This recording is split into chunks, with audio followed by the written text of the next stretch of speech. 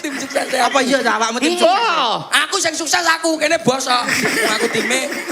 Dadi iki wujude ngaten iki sapa ngerti mulai iki ya nggawa sangu ngoten lho karo niku. Ayo sel sampean sik.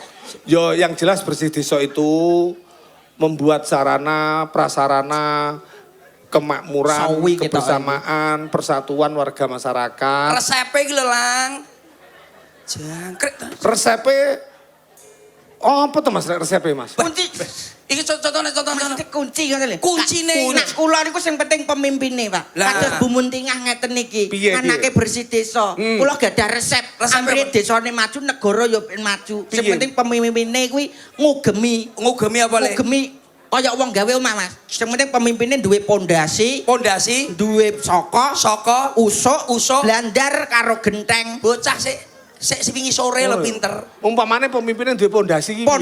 Pondasi napa to artine pondasi? Apa le? Panca Indra bakale dadi seksi ning kono. Mulane kudune jujur dadi pemimpin kados Bu Muntingah menika. Jujur. Angka loro saka. Saka tegese.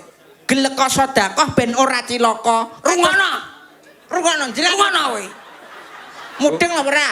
Mudeng. Lah iya. Mencicil lho, Pak. Mudeng Ora mencil piye wong aku ya dipentelengi kok.